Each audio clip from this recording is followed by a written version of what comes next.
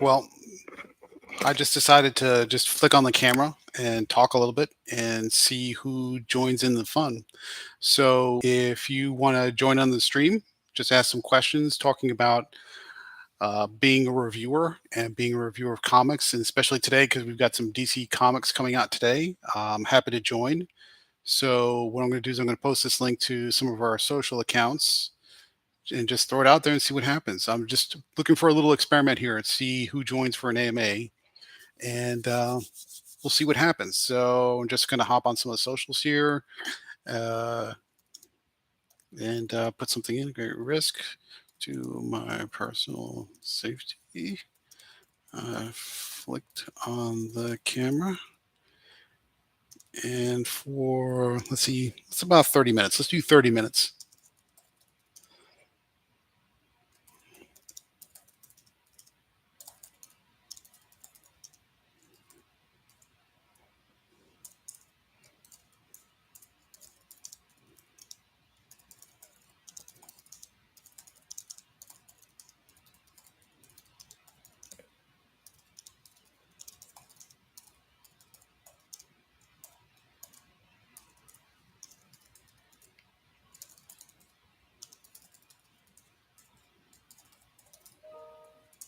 And let's see what happens.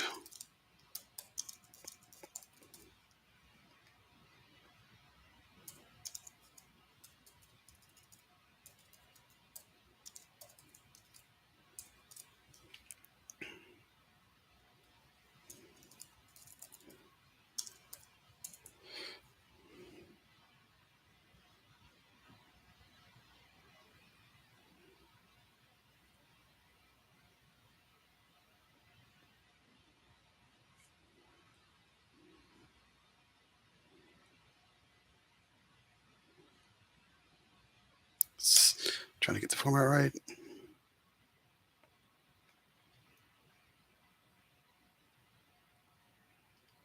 And yeah, let it go. All right, let's see what happens. It's all on you, bud. Grateful Dog, good to see you. Thanks for joining the chat. I'm just trying something out, flicking on the camera, see what happens, see what works. Second Street Marvel, I see you. Let's see. Grateful Dog's got their your only pull for the week is Flash 791. It's not bad. It's not bad. The review should be up on Weird Science DC Comics right now. It's not great. It's not terrible either. It's not bad. It's okay. I think my one concern about the issue is the villains feel kind of one dimensional. They're just sort of aliens that are attacking for no particular reason other than just because. And that's not a terrible reason, but at the same time, it's not a great reason either. So, always love the Flash. Love the Flash family. I like their interaction as a family, but I wish the villain was a little bit better. I think that's the only drawback for me right now. So what else we got going on? We also have, let me see, let me bring up some titles here. We can talk about them a little bit. I'm going to share this out. Give me 1 second. I posted a panel or a page, I should say, this morning from Batman the Fortress #8, which is Gary Whitta. And let's just say his the response to his particular version of Batman hasn't been great. So that's just sort of the way it is. But hey, if you're going to do revisionism on Batman and Superman's life story, you got to do a bit better than that. And right now, he's not doing better than that. So we'll see how it goes. Can I share this out? I've never done this before on YouTube. Can I share stuff out? No, that's okay. All right, we'll bring it up as best as we can. Um, but yeah, so uh, some of the other issues we're talking about today, or we're going to be, and just feel free to ask me anything in the chat. I'm wide open. I'm just going to run this for 30 minutes, see who joins, see what happens, and just we'll just have a little bit of a comics fun today on Tuesday. Um, some of the other issues we reviewed this week is, let's see, what else did I personally review this week? Let's see, we've got Batman Superman World's Finest #11. Not a bad issue. Let me take that back. It's a great issue. It is really a great issue. For me, what really sells it is the heart, and then just the a little bit of a twist at the end as far as what happens to David's journey. If you've been paying attention, David is an alternate Earth, an alternate dimension, and he came to Earth and he became the Boy Thunder because he was developing powers, very much in line with what happened to Superman. And so they've sort of taken that same parallel track. Um, but he's unpredictable. He's got anger issues. He's got unresolved guilt and problems related to how his Earth was destroyed and how he came to our Earth, or I should say, Superman and Batman's Earth. And that really comes to a head when he's kidnapped by Joker and the Key. And in the course of his rescue, he sort of loses his cool. Not a little bit, a lot. He almost kills the Joker in the process. But the Key also learns that David is in possession of a ship that is a lot that can traverse the multiverse. And so now the Key is very interested in that and he goes to get it. So the issue in this particular arc for number 11 is the Key breaking into, which is, what we now know as the Fortress of Solitude, to steal David's ship. But at the same time, Batman and Superman have to deal with David, who went out of control and almost killed the Joker. So that becomes a big problem for everybody else.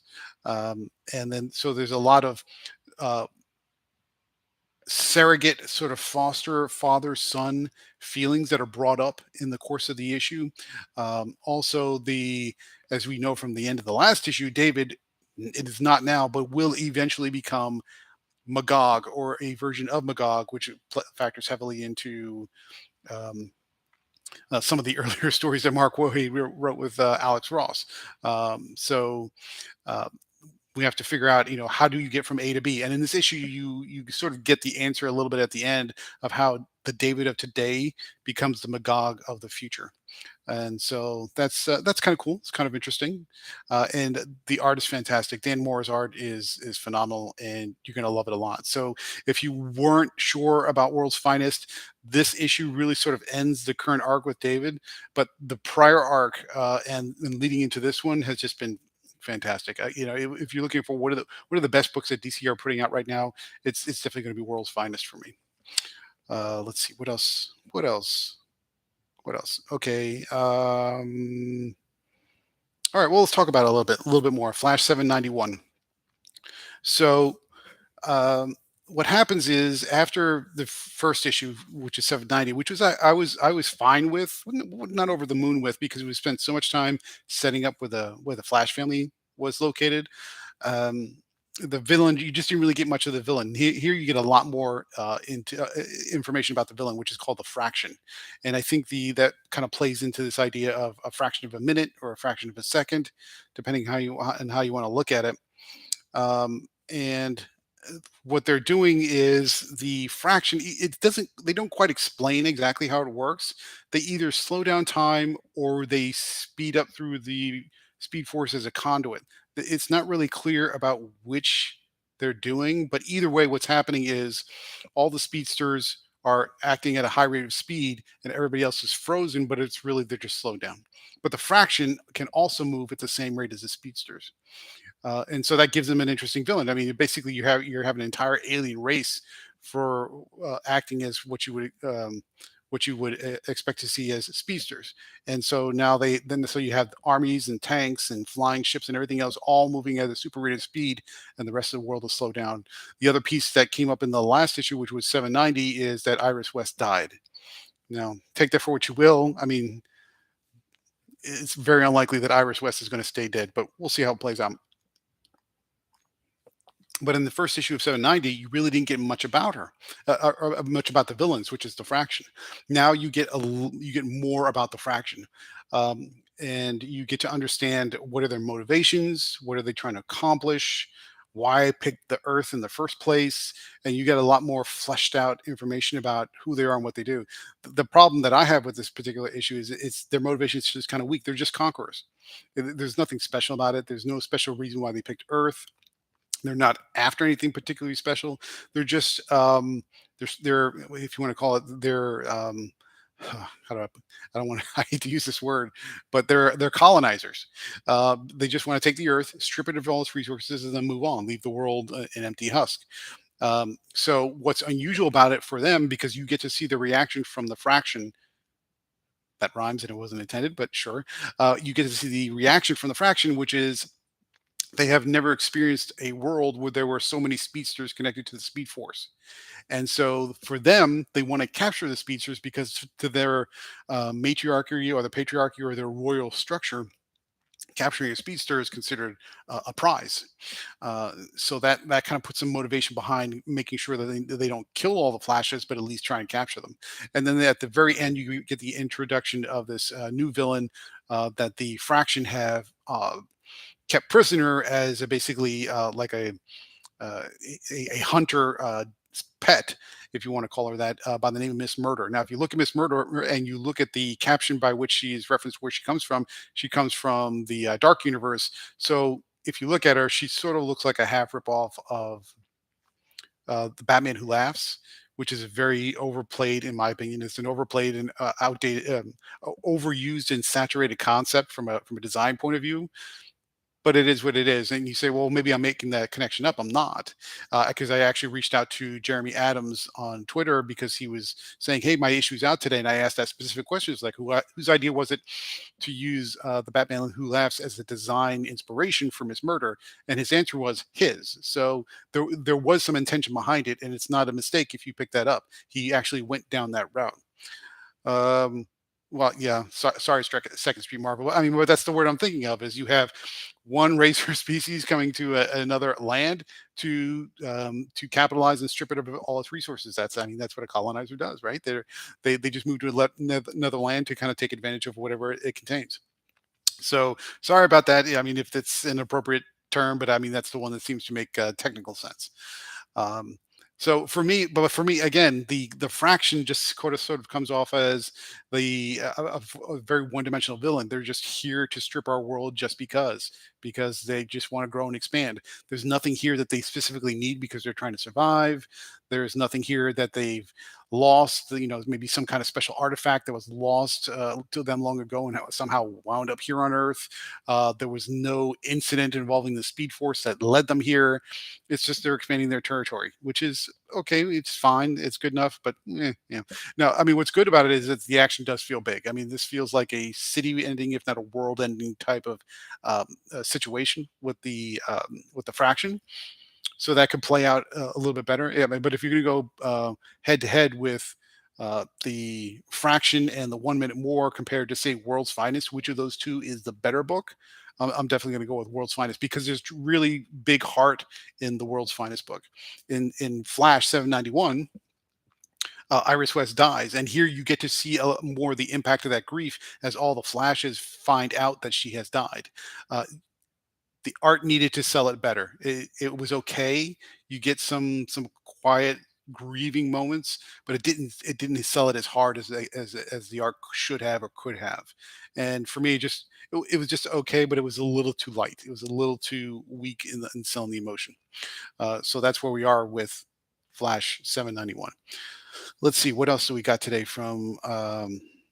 Let's see what else we got today for DC. We got okay. All right, let's talk about the big one.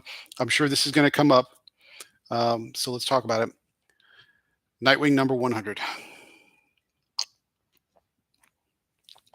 And I got to take a sip of my tea to talk about this one. So Nightwing number 100 is a milestone uh, issue, of course, because it's a number 100. This was the issue where there was a lot of speculation that some big things would happen. Either Dick and Barbara would get married, there would be a big status quo change, something would happen. Uh, if you've read the review today, and hopefully you go to Weird Science DC Comics to read the review for Nightwing number 100, the big letdown for me in this issue is that nothing big happens. It's a milestone in name only. There's nothing of major significance about this issue whatsoever. It is a standard, I would even argue, a mediocre Nightwing issue. What happens is Heartless gathers some people now that Blockbuster is dead. Now Heartless gathers his crew, and they bust into Bloodhaven prison and break out all the criminals and just send them out in the street to create mass chaos. It's like, okay, well that sounds really big, but if you look at the action and everything that happens in that issue, the extent of the action and the big things that happen with that breakout is really contained to a couple blocks. so it doesn't really feel big. It doesn't feel like the city's overrun. It's just really self-contained into a small area. So that's a difficulty because it doesn't feel like it's a big event when it should be. The second piece of it is what's been a constant, or I say a chronic complaint about the Nightwing series under Tom Taylor so far is that he never really resolves anything on his own. He has to bring in other people to help him out, or bring in other people and they resolve the issue for him. In this case, that is pretty close to accurate. The Titans show up and they round up all the prisoners. The Trinity shows up. Batman, Superman, Wonder Woman, or Batman shows up later, but Superman and Wonder Woman show up, and he basically says, "Well, we've got this under control with the Titans." so, so they have a big prison break, mass chaos. Wonder Woman and Superman show up, and he basically shoos them away, saying, "I've got this under control, no problem. We've got it covered." Um, Now, as far as how he rounds up all the prisoners, the Titans go in and do the dirty work as far as laying down cover fire, using the big muscle to try and get everybody rounded up.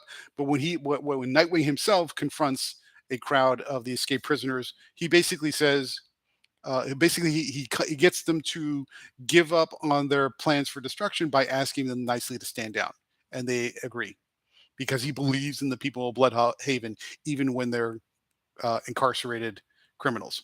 And so basically, he asked them nicely, and that's how he diffuses the situation. Not great, but that's what he wound up doing.